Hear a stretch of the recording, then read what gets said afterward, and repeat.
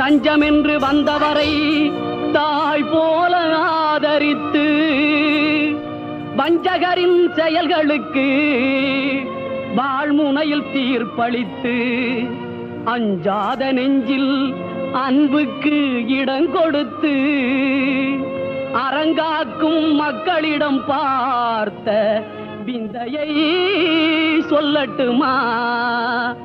அதிசயம் பார்த்தேன் மண்ணிலே, அது அப்படியே நிக்குது என் கண்ணிலே. நான் அதிசயம் பார்த்தேன் மண்ணிலே, அது அப்படியே நிக்குது என் கண்ணிலே.